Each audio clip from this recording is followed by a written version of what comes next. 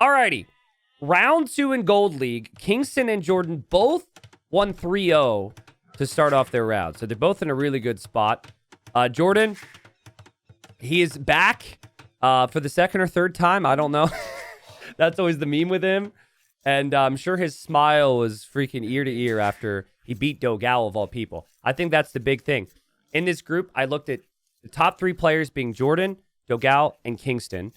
JorDan beating Dogal 3-0 is a huge start. Now, he's gone for the Turks here, which I think he might have done for late game. That would be my guess.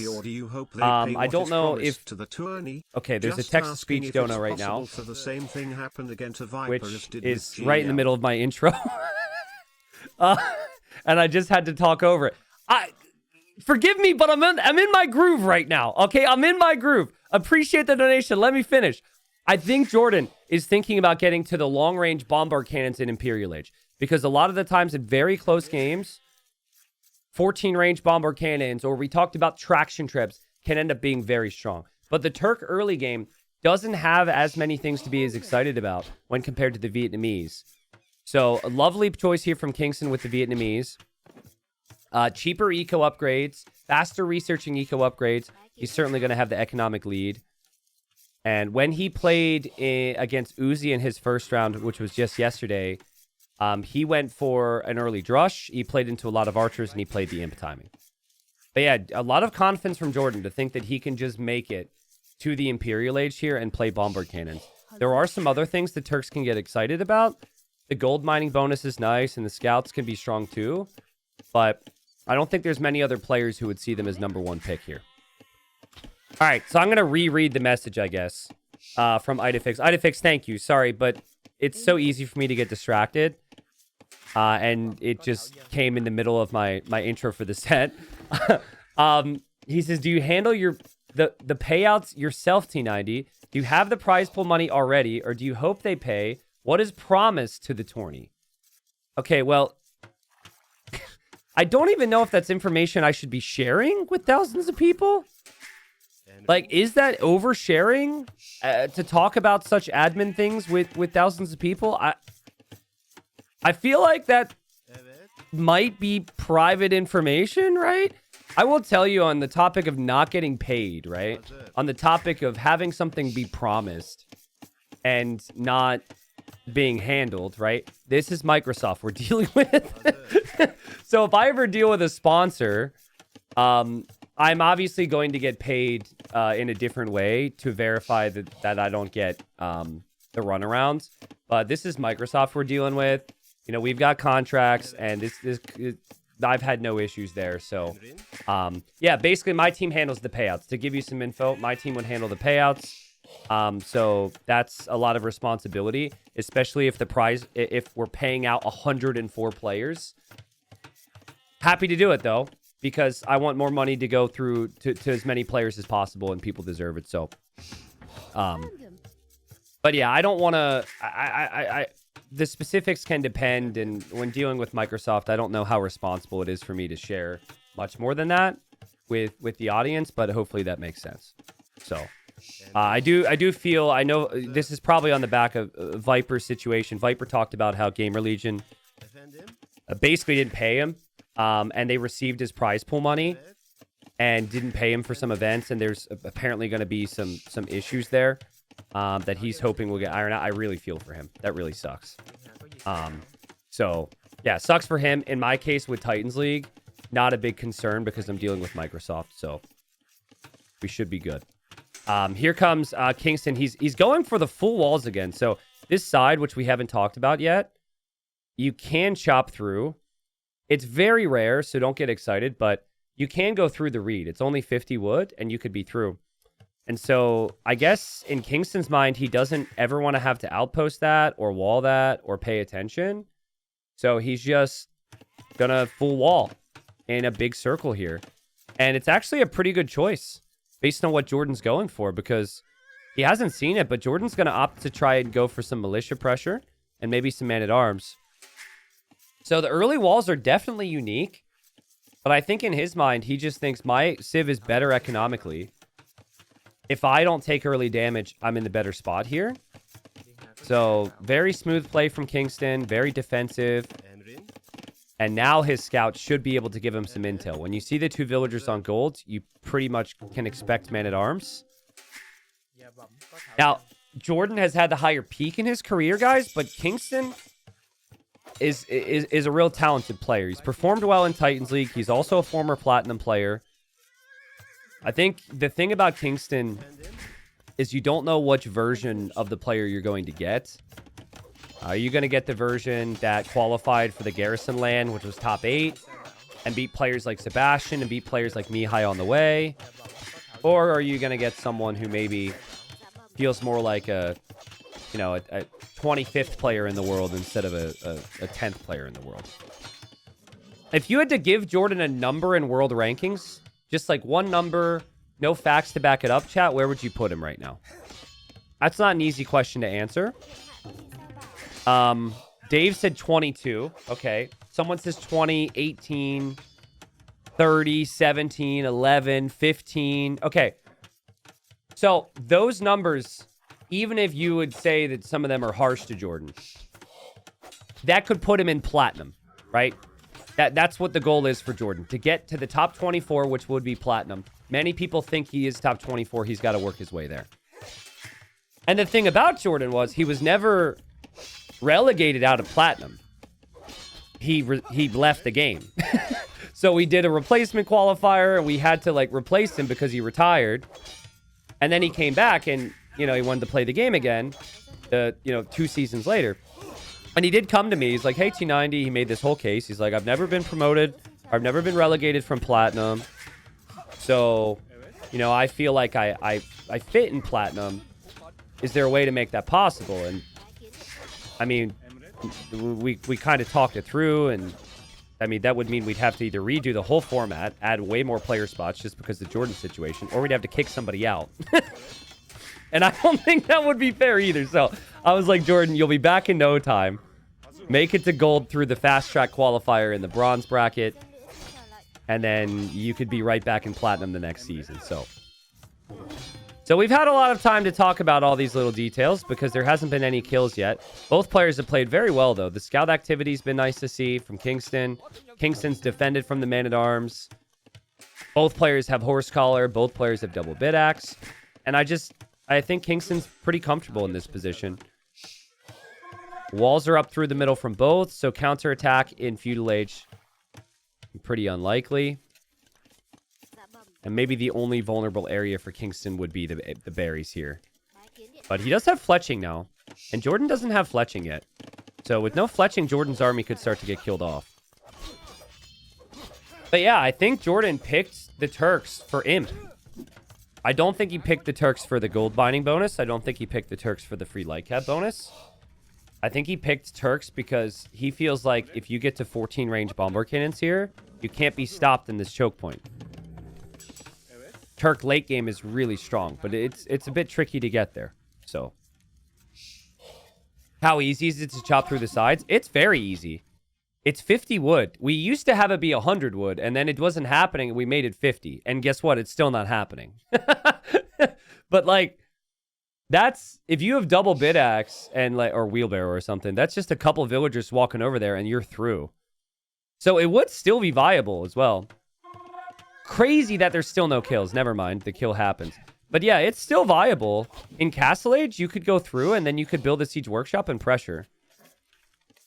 So actually, if anyone's going to do it, it might be Kingston. JorDan would never expect it because Kingston is fully walled. And guys, what an opening here for Kingston. Kingston looked super clean, really sharp and really comfortable against Uzi. That's one you would have expected though, because they're both Mexican players that know each other very well, and Kingston is just seen as the king of Mexico. But oh my god, look at the KD right now. JorDan getting massacred. Beautiful play from Kingston. Again, he's got great eco behind as well. The farms are all placed perfectly. And the good thing for JorDan is this army will not make it through to do any damage to him. But come on, Kingston. Know about it. Think about it. Be about it and chop the tree. Maybe, could we get some choppas in chat? He has a scout too, so he could, oh, he's pushing in a freaking deer. All right. Well, anyways, it would be really nice for him to go over there, send these range units around. Jordan has nothing back there. Jordan will eventually have something. I saw a stable there. So his plan might be like have. Crazy he's pushing in even more deer right now. How much food is enough food? He's got 17 on farms with wheelbarrow, and he's still going to get that extra deer. Ah, look at Jordan. Jordan heard the choppas. And Jordan's like, all right, just in case. What you can do is you can have a villager here and just slowly house wall here. Gooey Fungus, thank you, man. Thank you. I think it's early, but I think this is one of our best map pools for a Titans League season. I think we made some really good calls. While we have the time, let me explain a couple of the differences. So first off, we have 15 maps this season, which is more than we've ever had, which can lead to just more overall variety, right? But for the play all threes, wait a second. Jordan, what's your plan? Wait a second. Jordan? Oh, we're actually gonna see it, chat. We're actually gonna see it. Yes. Let's go. He's gonna chop through the reeds. It's happening. Again, Kingston kind of walls to protect from this already. Jordan might assume he's fully walled. I still don't hate the play. So we have 15 maps, but the way it worked before for the draft was you would have, when the draft begins, you each ban a map, you each pick a map, and then you just ban until there's one map remaining for game one, okay? And that was the best way because we want a neutral map for game number one, which is what this is here, for example. It's still pretty much that, only there's a slight difference. It is ban, pick. You then ban 5 maps each, and then there's 3 maps remaining, and whichever one is played for game one is random from those final 3. So there's a ton of player control, ton of bans, you have the picks, all that. But the game one will have ever so slight randomness just to make things a little bit more interesting, without meaning players' preparation is completely screwed. Jordan has to be careful not to show Kingston anything here. When you see the walls, you don't want your opponent to know. That's crazy. He stood in that one tile of darkness, and somehow that light cap wasn't seen. The Kingston dropping the town centers, Kingston dropping a lot of eco. But here's the Siege Workshop, and oh boy. Dude, that's crazy from Kingston to notice that. That's crazy. He noticed that. The scout got killed, he quick walls, and now he knows. And now what do you expect? You expect the light cap, do you expect the siege? He's fortunate. I would have maybe dropped the town center there. So he decided to build the town center here just because I guess he wanted to expand it the other gold. But here he comes now with a Fire Lancer. Vietnamese Fire Lancers are very strong, but one Fire Lancer won't be enough. Nice micro from Jordan. Again, Jordan wants late game. He knows his eco is worse for now. If he can get some good economy rolling behind this, that could be nice. And meanwhile, he's trying to get the relics in the middle. But Kingston just came out with some cav archers and archers. And Jordan will run back into his base. There's the mangonel. Kingston reacts. His reactions have been amazing. Amazing. But he will drop the 4th town center. He'll go for a siege workshop. It's really tough for Kingston now, because if you defend here, you're not attacking Jordan. And then Jordan can come into the middle at any time. This gold becomes very important. Also, one of the relics is up here. So Kingston can't get any relics with his monks if he doesn't get the one in the middle. But he might be able to get the one in the middle. 4 TCs for Kingston. 4 town centers. It'll be 3 TCs for Jordan now. And Jordan's on stone too, or at least he will be. He got the stone mining upgrade. Jordan's micro has been crazy. This light cap's still alive. And that makes Kingston work. Kingston loses the house. Or, not the house, but he loses the 2 villagers. Yeah, Jordan is the best player in Germany. And that hasn't really changed. I think the only time that's changed is if JorDan stops playing AoE. He has retired a couple times. But there's a couple good players from Germany out there in Gold and Platinum League as well. We got Running, we got Stone Please, and JorDan. Damn, that is so good. Look at the value there, and the light cap gets away. That's crazy. You guys say isn't Viper in Germany? Are we talking nationality, or are we talking... You guys always do this. Like, Argentina wants to claim Hera, and Germany wants to claim Viper. I think if there would be a Nations Cup, whatever team they would play for would be probably what I would say. But I guess I don't know. Maybe... I don't know how I should view it. Maybe you guys can claim Viper over there in Germany. So... Viper might be the best player in Germany. JorDan is the best German player. Ah, it's what I said. I said in Germany. True. All right, that's fair. That's fair. We got a siege tower taxi. No more of this. No more of this nationality chat. But the siege tower can't eject units over the houses. You can only eject it over walls. And again, exclamation mark siege tower in my chat if you would like to see what we have done with siege towers for now. JorDan has just fully come home. He's walled this area, which was crazy. And now they're both going to outpost the other side because you could always go through the other side with the trees there too. Yeah, basically to explain for those that can't read the commands, since the devs haven't changed the siege towers, we didn't want to ban it. You can only garrison 5 now, and there's less HP. That's the basics. So you can still do the siege tower taxi, but with only being able to garrison 5 and with it having less HP, it's also a bit slower because you can only garrison 5. So, and we had to do that through the map scripts. I didn't actually tell Microsoft ahead of time that we were doing it, but players have had no complaints, and I haven't heard anything otherwise. So if they make changes to it themselves, obviously we will go with whatever the devs decide on. This is smart from JorDan. I freaking love this crap. This makes me so damn happy, dude. Cutting the sides.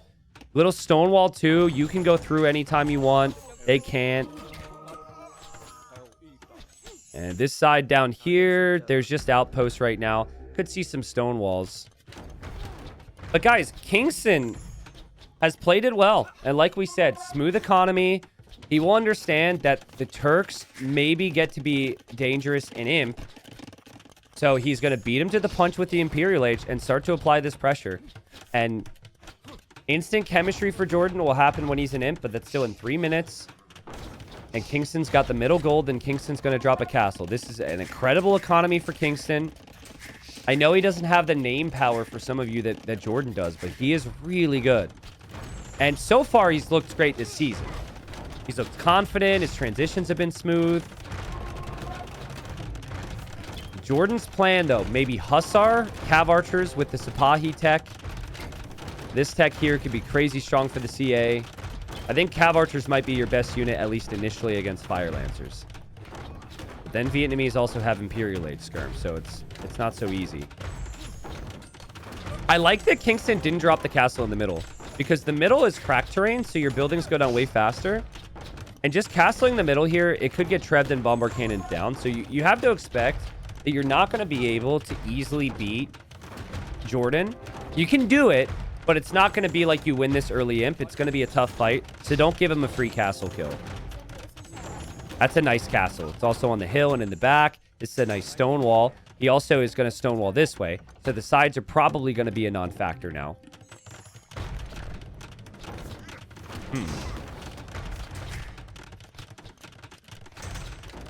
T90, sorry if this has been said or is everyday knowledge, but how do you get into Titans League?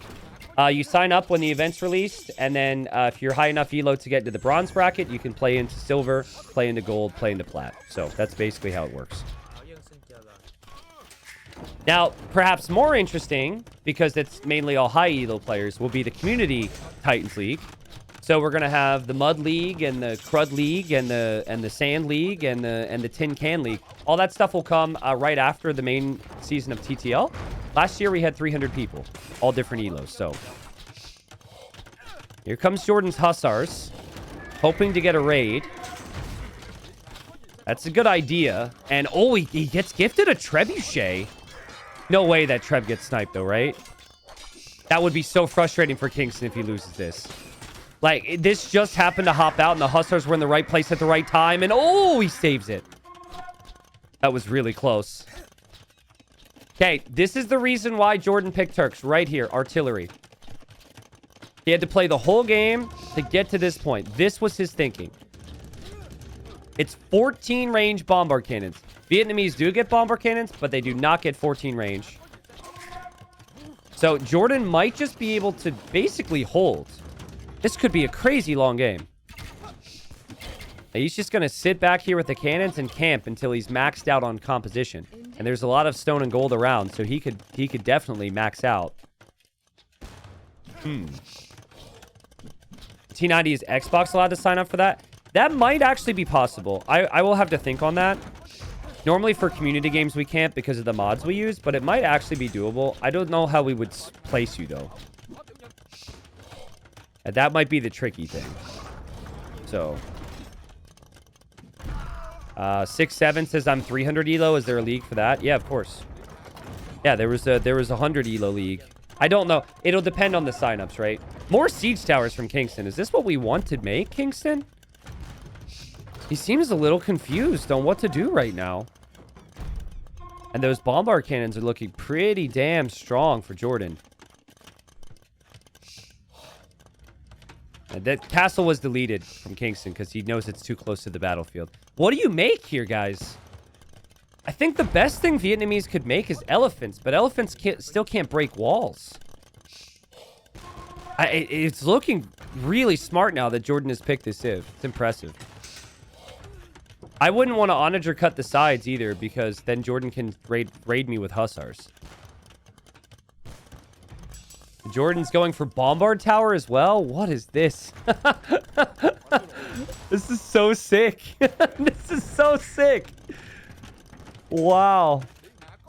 I mean, paper money's coming in for Kingston. So he'll get gold income from chopping trees. And there's so many trees. He's got Fire Lancers. He gets great Cav Archers. He's got Imperial Skirms. Like, when the game runs out of gold, Vietnamese should be better. But I guess you just gotta... You just can't push now. Because if you push, you die to the cannons. So now, we might just play this. This might be a freaking 3-hour game, bro. This could be such a long game. JorDan will go Cav Archer, Hussar, and Bombard Cannon. And then the occasional Bombard Tower. I like the vision from Kingston right now. And he's actually sending units in. I think he's considering using the siege tower over the palisade walls. It looks ridiculous. And here comes JorDan's Cav Archers now. Still not fully upgraded. Still doesn't have Sipahi.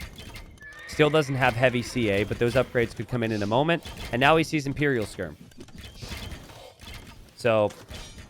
Imp Skirm's a problem for the Cav Archers. Choo-choo! Fire Lancers are there. JorDan might feel like he does need to push at a certain stage. I mean, gold will run dry eventually. He's got a crazy economy. But he's not maxed yet. So I'm a little surprised to see JorDan moving out in this second. Because he's opened his walls now. The siege towers can roll in. Big shots with the bombard cannons onto the skirms. The Fire Lancers get through there. Is this what JorDan wanted? Did JorDan actually want this fight right now? Or is this what Kingston wanted? It was JorDan's choice. I just don't know if that was the move. Big shots with the bombard cannons, but the Imperial Skirms and Fire Lancers are still moving through. JorDan, you had your walls. It was going fine, but now the Fire Lancers and the Skirms are getting some really good value. The bombard cannons are getting focused down. That one will go down. But I still think it's going to be relatively tough for JorDan to be broken here, because what he hasn't done yet is drop the bombard towers. And so there's a bombard tower. That bombard tower will benefit from the artillery range. So it's just so tough for Kingston to ever have siege. You need a fight like that. And then you need the trebs. So you're fighting and then you're trebbing from behind. If you don't, JorDan will stabilize. So funny to me that JorDan is researching things and this injured, damaged blacksmith on the front of his base. Like, he's researched every blacksmith tech while this blacksmith is on fire. Imagine if your blacksmith techs researched faster while the building was damaged. Because, like, the blacksmith in there had more urgency. I don't know. The best unit you have in the game against elephants is probably Halbs. Well, actually, that's not true. I guess monks. But after that, maybe Halbs. And Turks don't even get pikemen. So I'm thinking if there's enough resources, maybe Kingston could go for Chatrus Battle Elephants. 100 HP on top of the already enormous HP on that unit. He's going for the cost-effective option right now with the Fire Lancers and the Skirms. But there it is! There it is! Wow, so this might be a new Titans League record. It's a weird stat, but if he makes elephants, this will mean that in JorDan's first game of every series, there has been elephants in the Imperial Age. Chat, type a 1 if you missed JorDan's game 1 against Dogal. And then if you're typing 1, immediately type a frowny face because you really needed to be there. Oh my god. You missed it. You missed it. It'll be on YouTube. It's worth the watch. But it was a crazy game. It was not Vietnamese elephants. It was the rarest elephants of them all. JorDan's making progress. He's creeping in like it's a Black Forest game with these bombard towers. Elephants are maybe needed. There's the Chatrus tech. But JorDan's KD is crazy. These bombard cannons just get so much value. Again, when the gold runs dry, problem for the Turks. But there's still gold for JorDan for now. He's still taking gold in the sides, and he can gain access to the gold. And there's the Ellies. JorDan has monks, though, right? So if JorDan sees this, he could actually just convert the elephants. What a baller pick to pick Turks here, honestly. What a crazy pick. Kingston's played so well. JorDan's Hussars are going to get through. JorDan's Hussars will kill 1, 2 trebuchets. That's huge. But here come the Ellies. JorDan needs to fall back. These elephants are tanky. 420 HP. The armor upgrade's not in yet, which is a bit of a problem. But Kingston's starting to push this back. His skirms are diving underneath the tower to take the cav archers. His elephants are going after the bombard cannons. I'm not seeing many monks in there for JorDan converting. He's just getting 1 conversion now. It feels like Kingston thinks this attack has to be it. Like he has to clear that, and then he has to take the middle back. But this is not the time. You didn't win the fight yet. There's more army coming from JorDan. JorDan's got the cannons. Even the towers on the castle. This is crazy. There are just not many players at high-level AoE, even if they should be doing it, that make bombard towers. These towers have 39 kills right now. I feel like this is something I'd see in a community game. Not in Titans League Season 5. Crazy play from JorDan. Crazy. The number 1 player with bombard towers, at least historically for AoE2, is MBL. MBL's the guy. He's done it in a lot of games, especially with the Turks and the Chinese. I remember some vivid memories. But this might be meta, guys. Maybe this is the play. Maybe Turks are number 1. If it's hard to kill the others and it goes late, like, what a play, man. The only thing Kingston could have tried is maybe cut the side and run through, but it's too late now. Let's look at the value from the damage here that JorDan's been able to get. It's impressive. Scorpions are a nice mix as well. But yeah, I would have tried the exact same things here as Kingston. I would have gone Fire Lancer and Skirm. I would have switched to Elephants because I needed more to push. But now the Elephants are just getting converted. Even Vietnamese Elephants don't feel like they're tanky enough to work. And Kingston calls it. What a crazy play from JorDan. That is sick. That's just a strategic masterclass right there. Like, gameplay-wise, that was even. I know the KD doesn't make it seem that way, but just look at the eco. think about what the imp timings were. I mean, Kingston had some real solid situations here in the early stages. Feudal Age was fine. Imp was faster. Had the middle. I mean, he had the relic lead. But just the choice to play Turks, which was his #1 pick, play it that patiently was impressive. I love that from JorDan. So, good start. Towers ended up with 47 kills. And would have continued to climb, of course. The Cav Archers had 12. What about these cannons? I know he lost some of the original cannons. Cannons had 46 kills. So, anything that had a cannon got 100 kills in this game. Crazy. Oh, sorry. Wrong scores for the wrong player. JorDan gets the win. And, yeah, JorDan's undefeated. So, 4-0 so far. 2 more games will happen. Good start for JorDan.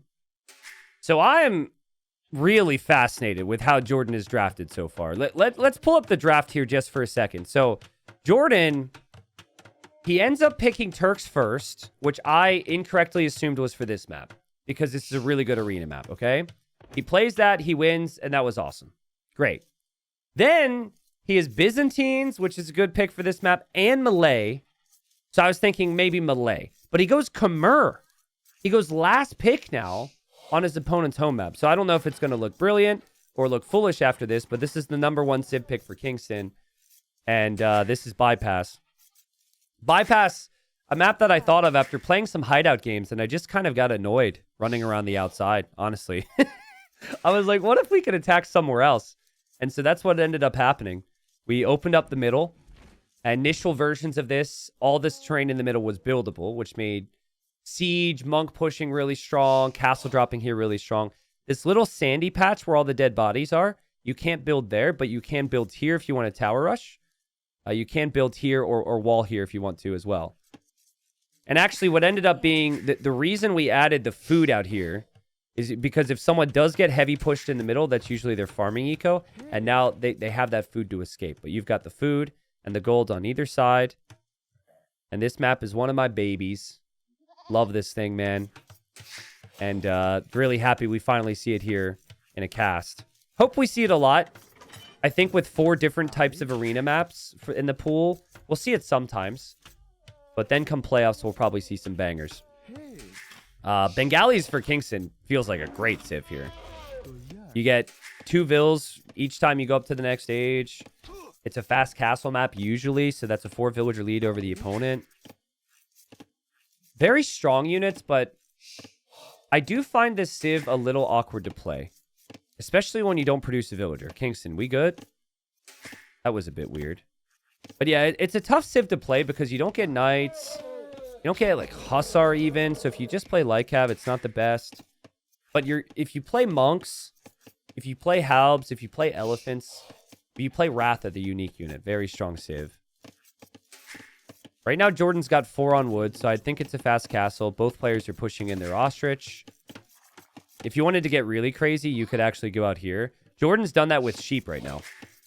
So JorDan expecting his opponent to just push sheep, I guess, is or push sheep, push ostrich is just scouting with the sheep, which I guess increases your score.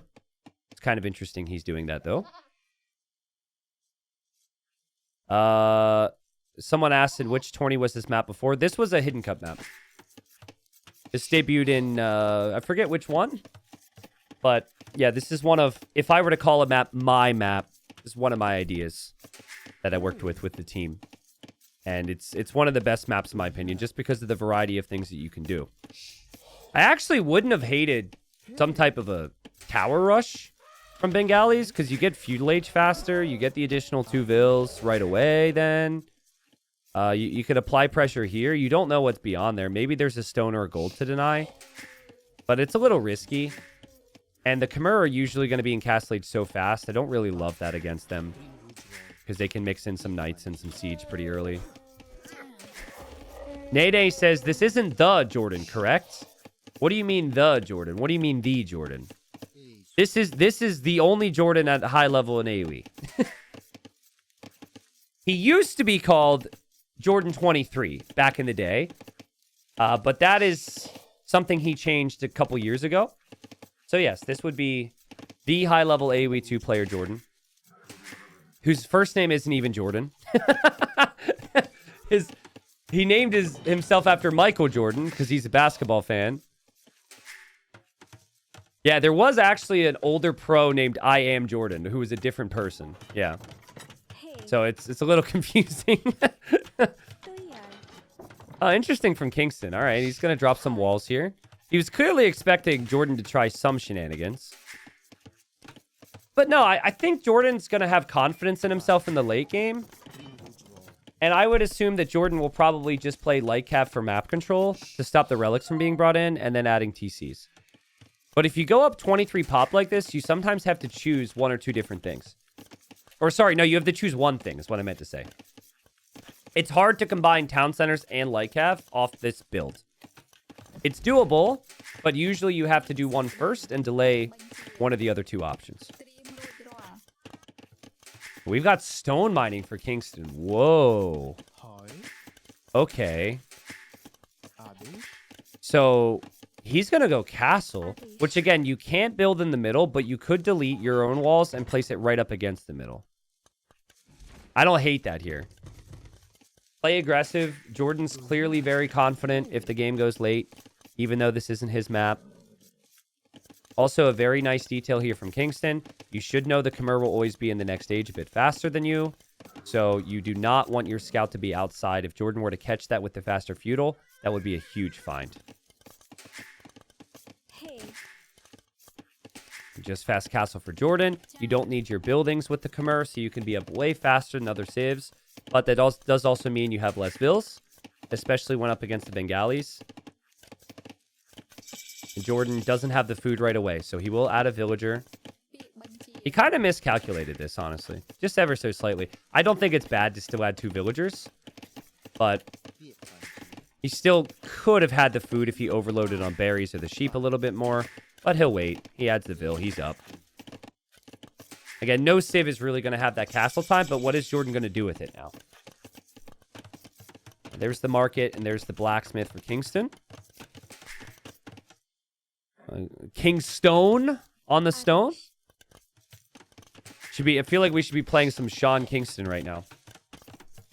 I'm not going to try and sing. I don't think I could hit those notes.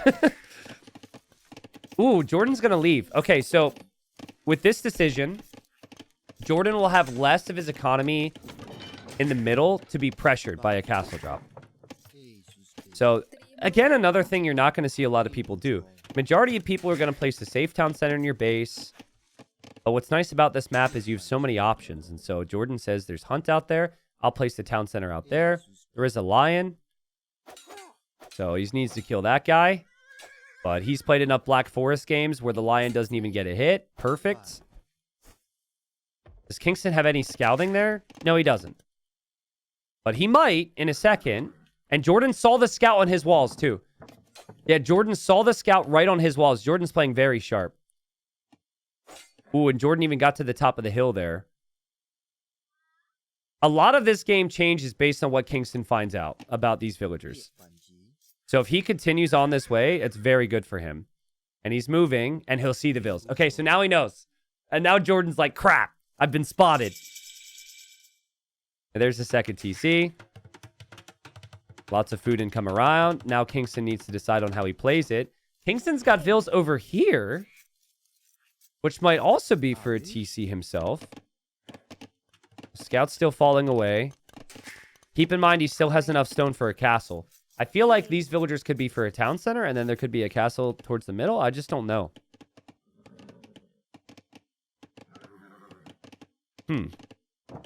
Interesting.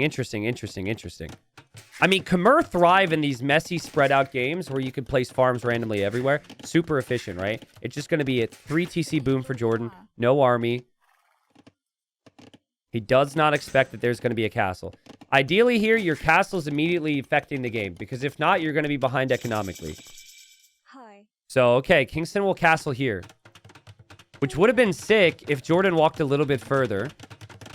Imagine if Jordan was there already. That would be an amazing castle. It's still not awful. It controls a nice position, but it does delay the second town center. He will build that immediately afterwards.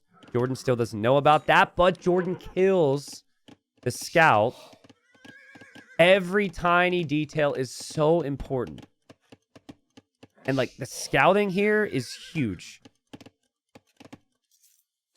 I think JorDan is almost... Both of these picks so far to me say, go ahead and stop me.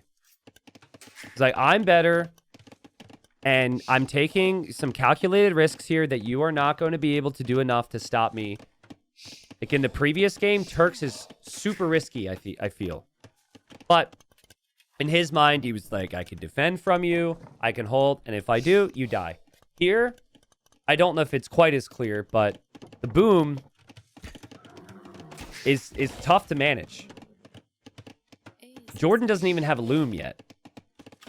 And now he sees the first Ratha, and now he's going to get loom. And Ratha find the TC. And don't tell me that Ratha's going to die. That would be really, really bad for Kingston. He will fall back there. I think he will follow this up with a siege workshop. And JorDan doesn't know where the castle is exactly. JorDan is going to stonewall the middle just in case the pressure comes there. But, like, what are your units if you're JorDan? Now you could maybe consider a stable. Then you're making Lycav. I don't even know if Lycav are good against Ratha. The economy's still okay for Kingston. It's not the best, but he's got military, and we see the answer. JorDan drops the stable now. T90, do you feel Turks are underplayed these days in most S-tier tournaments? I don't think they're underplayed. No. I don't think they're underplayed. Like I said, I think if you can manage Turks and play them perfectly, I think they're insane. But the problem is, if anything goes against your game plan, then that Civ doesn't have a lot you can do. So JorDan's first game was a really good example of what Turks are capable of. Oh, no, JorDan. This Mangonel is going to pop out. This Mangonel should kill some villagers on the tower. JorDan does see it. He does have the scout here. And, oh, he mistimed it. He hopped out into the Mangonel shot. He tried to time it so he would hop out after the Mangonel shot. He landed right in it. So, I mean, 4 villagers down. And now there's a question on if the tower is even enough. But there is a knight coming. Kingston doesn't have any monks here. And Kingston needs to continuous repairs. And Kingston needs to switch these to melee mode. Not easy. But Kingston, his micro is really good. So, he seems confident here. Kills another 2 villagers from JorDan. And this is the risk. When you just straight boom with no military, expect pressure. Amazing hold from Kingston so far. JorDan still tries to take the Mangonel, but Kingston just keeps repairing. More villagers go down for JorDan. 10 villagers down, dude. 10 villagers down. That's brutal. And the knights are going down. And the tower will be down. And the TC will be next. Amazing play from Kingston. He needs to back off. Yep, the monk is there. He backs off. Damn, that micro's crazy, though. Right? That Mangonel gets sniped so many times. I think JorDan will be frustrated. JorDan will feel like he misplayed a little bit there, but... Yeah, now it's 52 villagers for both. JorDan had a villager lead. That's just disappeared. Kingston still doesn't have a perfect farming eco. And he hasn't been able to break this town center, so we'll still probably go on for a while. Yeah, of the food eco for Kingston, most of it is here. And then 4 farms. Ooh, he's going to try and castle the left. Damn. Seems a little risky, right? Like, you don't know where JorDan's army is. You're assuming the army's going to be here. If you bring your... Oh, I like this. Okay, if you bring your own army over, then this could work. From JorDan's perspective, he's still expecting the Ratha to be here. This is a nice detail, though. Like, this house wall is really nice from JorDan. And he'll see the villagers. Kingston saw the houses, so he's doing a little loop-de-loop. Does JorDan see this at all? JorDan sees it. Look at that. Did you see that? He went in and out of a bunch of houses to leapfrog his way through to get a wall. He's dropping gates now, but the castle's on the way. Is the army on the way for JorDan? This is crazy. Is the army on the way for Kingston? Here it comes. JorDan's army's also on the way. If this castle goes up, JorDan's town center will go down, and he'll lose a lot of vills, and it could be game over. Oh, no, JorDan. Oh, no. What a play from Kingston. That was super well played from JorDan to try and delay this. It was honestly I almost jumped out of my seat with that little house hop shenanigans, but the castle's going to go up. And now what? Now what? Which is why I'm like, if you play melee, we know their bonuses. We know the way the game flows for them. They can kill an early imp. But now you've tried to town center the outsides. Both of the outsides are a liability, and now you just need to leave. And, oh, man, 20 villagers have to leave their homes now. The economy is going to be so inefficient. Amazing play from Kingston. Chat, listen to the words I speak. I'm talking about the draft, which is what we talked about in Dark Age. I'm saying I felt playing Khmer here was weird. And if JorDan played melee, that I'd feel like it would fit the map a little bit more. I'm talking about the draft. Sorry if I didn't make that clear. But, you know, Khmer could have looked just as brilliant as the Turks if things would have panned out differently. Of course, he wasn't able to control the side so far. I will say the food eco for Kingston's still not great. But he does have berries around. He does have some hunt around. He's utilized that aspect of the map. Really fun game. The fact that we've got a castle on both sides is crazy. And we've had town centers on both sides too. Yeah, how can we get some oohs and ahs for the overlay? Ooh. Ah. Ooh. Ah. It's very nice. I don't want to break it though. JorDan's town center here is researching wheelbarrow because it's pretty much useless otherwise. And it will not complete the upgrade. Kingston still could transition to a bit of a pushover on the right side if he wants to. But he's doing the right thing to be patient because he doesn't really have the army yet to support that. I think he will do it. He will get there eventually. And JorDan's way ahead in resources collected, which is very surprising. I think that's just the farms from JorDan. Look how many he has. So with that stat being the way it is, I think it's still a very playable game. Long-term, JorDan won't have as much stone and gold, but he still does have plenty to work with for now. Normally, when you run 20 vills away and lose a town center, your eco's trash. But now this town center could be pressured as well. You get $20 per win in Gold League, but then every win matters for so much. Especially in this series, if Kingston is a threat to the throne, to the top of the group. I really like JorDan fighting here. Game is still playable. Monk is out for Kingston. He doesn't get the conversion quite when he wants. JorDan gets the kill and then deletes. And now JorDan has 2 conversions incoming.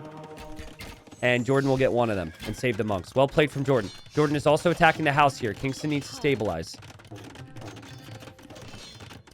And over on this side, JorDan still has a lot of knights. I still don't know where he's going to send the knights because he can't go to the middle now because there's a wall. He can't run to a castle, really. But I guess he does need the army to defend. Kingston might go for another castle here. We might see the villagers pulled from the wood line and drop a castle on this town center next. Either that or you go over here. Feels like JorDan's almost waiting for that. That's why JorDan has so much army. Monks. Still here in defense. I think Kingston wants to know where JorDan's army is. Yeah, so he goes in on the right. He sees Jormy's paying attention. He wants to go over to the left. And guess what? JorDan's also paying attention. Wow. We have cav armor now for Kingston. Is that really the armor you want to end up getting here, Kingston? He gets a conversion there. And JorDan's nice chase back the Ratha. I don't think Kingston's got the right armor upgrade. That is not the armor upgrade you want to get. He actually canceled it. He realized. Yeah, so Ratha benefit from the archer armor. It's a confusing unit because they also benefit from the melee attack. JorDan getting through here is some nice harassment. And JorDan loses a monk on this side. Over here, JorDan takes down a mangonel and kills a monk. My god. And JorDan's on the way to Imp. Just Khmer things, right? I questioned it, but the more I'm watching JorDan boom and the more I'm watching JorDan use these knights and now with Imp on the way, he has some really solid shots here. Oh, man, both players want a castle on this side. We'll see what happens. JorDan's building his first. But JorDan is on the way to the Imperial Age. He needs to reclaim one of these sides. This castle can help with that. And these knights here, 7 kills. And lots of idle time for Kingstone. And now JorDan runs through again. There's still a hole. Kingstone will need to re-wall that. And so Kingstone's just not... He doesn't have the food eco. Let's check the difference in food real quick. Significant difference in the farms, man. Khmer just go crazy with those farms. And if JorDan can just bypass these castles... Or even consider a push through the middle, because there's actually an outpost as part of the wall. You could get through the middle really easily. This could get out of hand fast for Kingstone. So JorDan has less vills, but JorDan will be an imp faster. The knights are still running around. Oh, man, such crazy control for JorDan. How is this not dead yet? How are these 2 knights still giving him some problems? I think no husbandry is part of the reason there. Ratha benefit from that, but there's still no stable yet. And Kingstone's army is just kind of pulled all over the map right now, and he sees in from JorDan. JorDan will have Trebs coming from this castle. He's getting Cavalier. Well, he's not, but he will. Oh my goodness, dude! This JorDan is everywhere! He's killing vills over here. He's killing vills over here, and he's just la la la la la la la, luring the Ratha over here. This is crazy. And Kingstone, I'm sure he's aware of this, but you can't put a stop to it until you switch to another unit. He's going to try and play Halb on this side. Melee mode for Kingstone, and JorDan loses a trap. Oh, that hurts for JorDan. Oh, man, he really needed to save that. That's a nice find for Kingstone. Sometimes when I watch this stuff, I get secondhand anxiety. I'm actually so annoyed for Kingstone right now because of JorDan's play. Those knights have been crazy strong. And now he's just going to run right on past. He's going to run right on past. So much for this hole, for the sides being blocked off. Just passing, bro. And so now the knights are through. The Kingstone was building all of his barracks here to go help to meet the pressure. But now mobility will be a factor again. More quick walls from Kingstone. These knights are still getting kills, dude. 12 kills on those knights. I don't know if it's the same 2, but it has to be because there's only ever been like 4 in here. Kingstone is walling this side, which is a good move, but now he's getting pressured on this side from trebuchets and another castle from JorDan as JorDan is knocking on the door. Still crazy to me that JorDan doesn't have Cavalier. I'm sure JorDan believes that upgrade is on the way for him. We do have the Halb upgrade for Kingstone, which is a good call. But he also is going to need to have the castles. Because if you just play pure Halb, you can't push your opponent's castles without your own castles. Yeah, Halb upgrade being in changes things, but the idle time has been so incredibly high for Kingstone. It feels like he can't keep up with JorDan. Finally, that knight's going to go down with 8 kills on it. It's just been extremely awkward couple minutes here for Kingstone to keep up with JorDan. But I think things will start to stabilize once this army's dead. If this army's dead. I actually think Scorpion is the best play for JorDan now. Because Bengalis do not get Bombard Cannon. And Halb and Ratha would struggle there. Full Scorpion from JorDan and then maybe switching to Hussar would be the call in my opinion. Just because Cavalier is pretty costly as far as gold's concerned. There's one Siege Workshop. I think it's on JorDan's mind. And he's already queuing Scorpions, yeah. Possibly he had the Scorpions in queue when I said it. I'm not sure. But JorDan, he's just that good. Anything you think of that needs to be done, JorDan's going to be doing it. Except the Cavalier upgrade earlier, I guess. But he has it now. JorDan, he lost more villagers in Castle Age. And he still has less villagers than his opponent. And yet his eco is still humming. He's still just flying here. He will drop a castle here to pressure this side now. Kingstone just needs a big group of Halbs, and he needs to clear up this army. And then he can play slow on the sides. Playing slow on the sides is what the Bengalis want. But the fact that this army got through here is just such a headache. Kingstone still house-walling these out. Still has to send Halbs all the way back. He is making a Treb here to pressure JorDan's castle. And I thought that JorDan's castle would be questionable because it's a free treb. Or free castle to treb, but he has his own trebs here. This is just amazing. JorDan's playing incredible, man. What a turnaround. What a turnaround. He's got 3 trebs ready. These are the same trebs that moved over to the other side. He can break through this wall. If he could break through this wall, he could just run in with Hussars or anything and snipe that.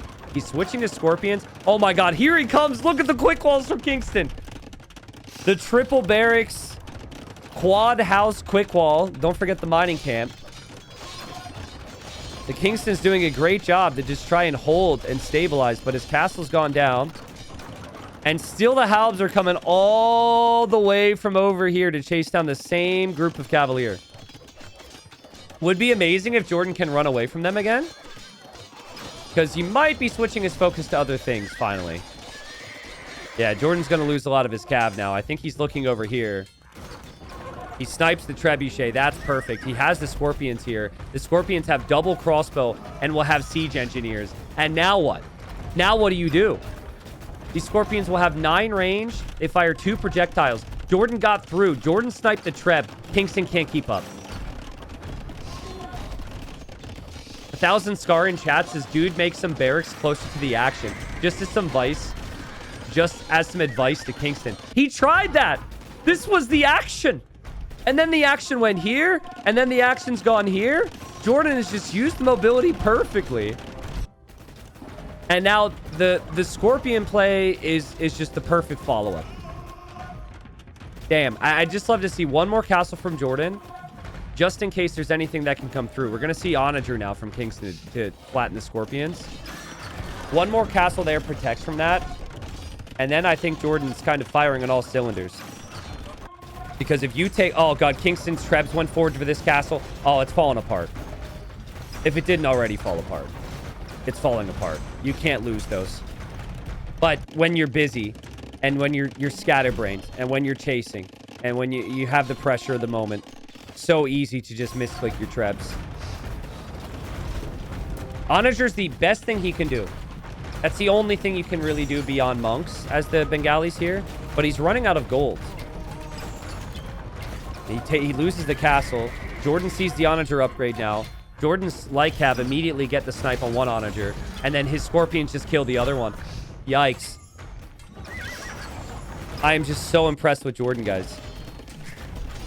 To 3-0 Dogao and then 3-0 Kingston to start off gold would be a statement. Because I really think Kingston and Dogao are going to get some big wins over everybody else in the group. Would be the perfect start for JorDan here. And now, remember when I was like, why not Malay? Now I just feel like an idiot. JorDan has proved me wrong. It was the imp time, and it was the castle over here, and just the full-on mobility. Just beautiful stuff. And the Onagers are just not even supported anymore. And the GG. And Kingston's probably like, my God. Like, I had such a good start to this game. I killed 11 villagers. I had a castle on both sides. I castled his town centers.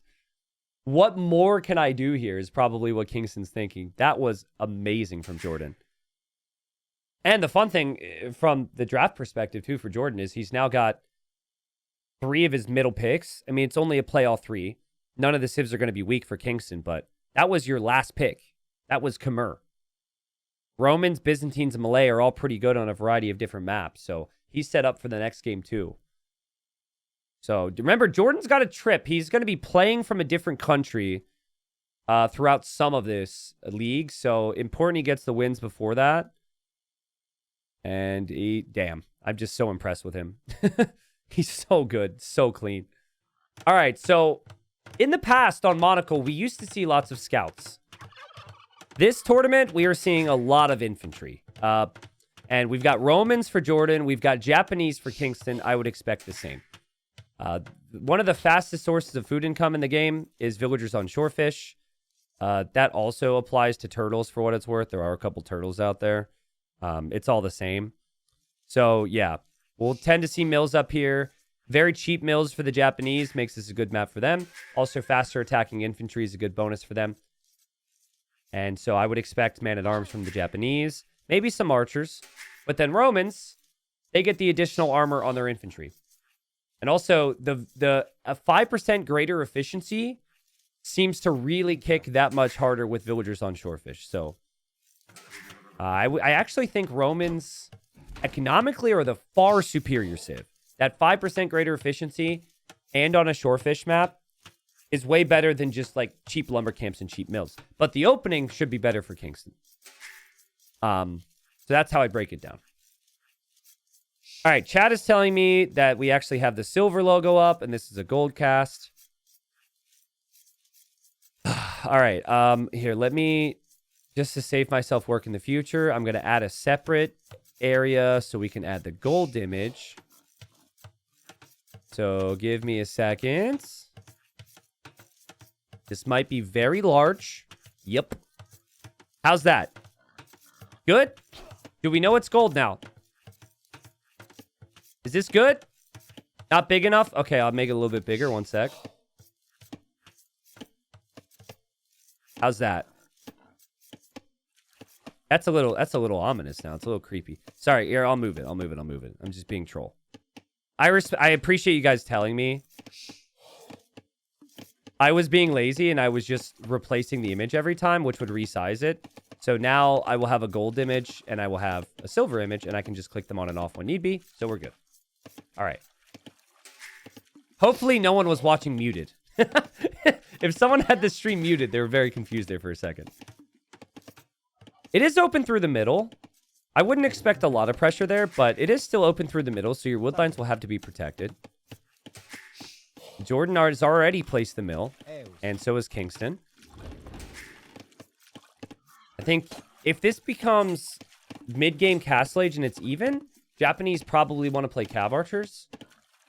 I really don't think the Romans want it to be even by then, though. I think the Romans want to snowball a lead before Castle Age.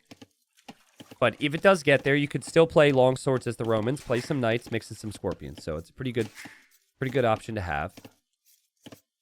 R. Smith, thank you for the 4 months. Boots Jungle, thanks for the 15. Let's go, dude. Thank you. Kingston finds a town center for JorDan here. Wellid says, T90, you are a hero. I'm a hero, huh? Damn. I'm a hero for who? I haven't heard that one before. Thank you. And JorDan, is he sneaking right now? Ooh. I don't know if this is a sneak. Maybe he's trying to secure this extra gold. Oh, I'm a hero for changing the logo. What? I'm a hero for changing the logo. I thought it was like, you're a hero for all the work you do for TTL. Okay, well, compliment isn't as well received, but you're welcome. Barracks will complete for JorDan. Kingston might not find that one. He might be looking for it. But I think you almost always expect it. You just have to. It's been pretty common. We're still early rounds. Kingston didn't even take his boar. That's how important the shorefish are right now. And 2 villages are on gold for him, and he's got the barracks, and he's making militia. And JorDan still making the militia pretty far towards the front here. You guys want a logo-only stream? I can do that. Well, we have 4 logos, because we have plat, gold, silver, bronze. All slightly different. Yeah, Kingston's confused right now. Kingston's confused. It's like, where is your barracks? I built my barracks as part of my wall near my wood line. Where are you building your barracks? You would check here. You would never check this far out. So you might actually circle around and miss this. That's really intelligent from JorDan. And also the pathing for Kingston's going to be tough because JorDan is slowly housewalling through the middle. Yeah, that's true, Nikov. You might mind game yourself into thinking that JorDan's going fast castle. Hopefully he sees this. Oh my freaking god, he doesn't see it at all. You're kidding me. Oh my god, he hasn't walled anything. He's looked! He can't see it!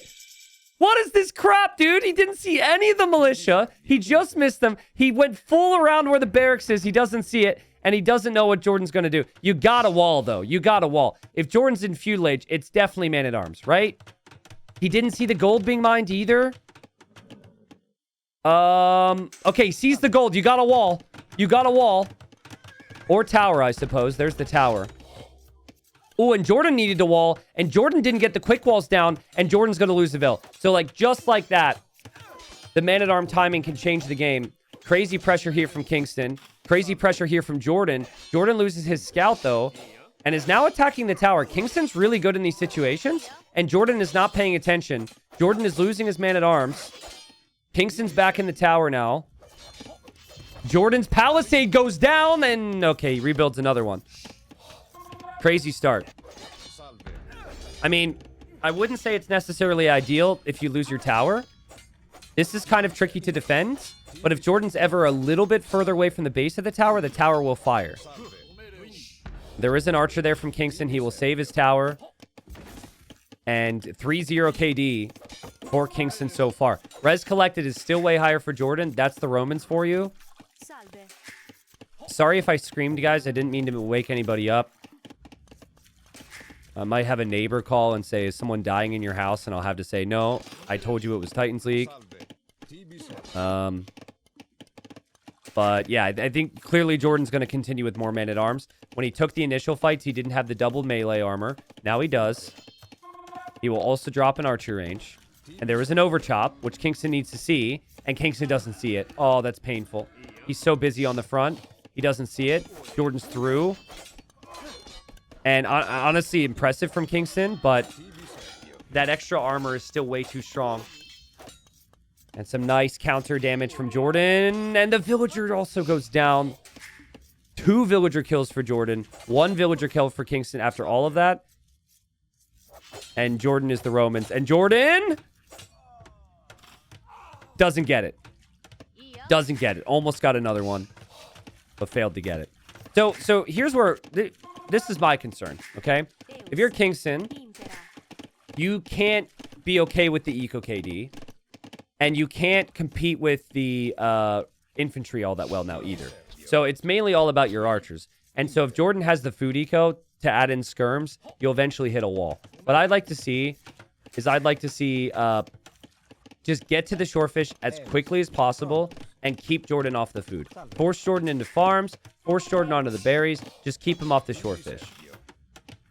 Crazy quick walls required here from Kingston to keep the military out. He's still done a nice job here. JorDan's running into the town center a little bit because JorDan's still being pressured over here. But now Kingston's clearly struggling with the multitasking. And JorDan does have enough army around every time, it feels like. But his army might be trapped here. Losing 5 man-at-arms would be pretty bad. Forting's coming in for Kingston. He's still making his own man-at-arms. Guys, does anyone know who wins if we do Roman man-at-arm versus Japanese man-at-arm? How even is that? I guess if we're not talking unit v unit, the Romans can't take down buildings nearly as fast because they don't get arson and they don't have the attack speed. Yeah, I'm talking man-at-arm v man-at-arm, Romans versus Japanese. We know the eco scale is better for the Romans, which is ultimately key. Maybe the 33% attack speed gives it to the Japanese, but JorDan still has good numbers. The skirmishers are there for the archers. JorDan's winning that fight. And JorDan just seems to be taking just good enough engagements. And we just have not looked over here, right? JorDan's got all those villagers on shorefish. It's so strong. And Kingston does too, but he's starting to lose some fights. Some really significant fights. The KD was the main thing that kept him in it. Look at the amount on gold for Kingston. 11 on gold. You don't need 11 on gold right now. You need like 5 on gold. Or 3 on gold. Or 4 on gold for this army. But it's just been the pressure from JorDan. JorDan has what you want on the map. He's got the shorefish control. He's got 22 villagers taking the shorefish right now. Kingston's got 11. Which just can't be happening, guys. And maybe you can use the market to buy food, and then you can justify being on the gold, but I don't even think so. You gotta be on the shorefish. You pick the Japanese for the cheap mills. JorDan making this look just so easy. And I know there's been some comments from chat, too. People are like, JorDan's playing like a plat player. I mean, he always was a plat player. And then he retired. And he left, and he's got to work his way back up there now, so... Kingston will be hoping if he gets swept here that JorDan sweeps everybody else. Because even one win against JorDan for somebody else is a win that Kingston won't be able to snag back, right? I think JorDan will be a favorite in every set from here. So maybe JorDan ends up getting the sweep. We haven't had many people in silver, in gold, or in platinum ever go 15-0 in the group stage. Yeah, JorDan is so back. Big infantry engagement here. I think it's a fight that he ends up winning in the end. And JorDan is on the way to Castle Age as well. And Kingston just it was a good start. But the follow-up economically was just a struggle for him because of the continuous production from JorDan. The skirms and the man-at-arms were always there. I've heard some players say that Romans are one of the best civs here, so maybe there's a little bit of that involved. I do think they're superior, but I mean, Vietnamese against Turks. I've given Vietnamese pretty good odds there, unless it's JorDan playing as the Turks, apparently. And then even with the Bengalis versus the Khmer as well, right? Like, there's tons of opportunity and strength to the situations Kingston's been in. But is it even the civ at this point? Or is it the player who's controlling the civ? Crazy. Is it too early to say 15-0 for JorDan, you think? I don't know. Let's look at the group afterwards, and I'm going to ask chat the odds. I agree it's probably a little early. I think everyone else in the group is feeling a little disrespected right now. They're all really solid players. But yeah, JorDan's in Castle Age. This might be immediate GG call from Kingston. And yep. That's usually how it goes, right? If somebody wins 2-0, fairly convincing in some tough games, in the third game, that player usually makes it quick. Sometimes players just lose hope at that point. Well played to JorDan. Again, I think his hardest opponent's in the group here in gold. He is 3-0'd so far. So GG. But yeah, good opening from Kingston. The follow-up was not there. Just wasn't seeing enough villagers. The 11 on gold was very weird. Don't know why we had 11 on gold. I think his brain kind of froze because he was microing so much. He needed to have more food eco there. And then he could make more man-at-arms. Maybe mix in some skirms of his own. And wouldn't have struggled producing villagers as consistently as well.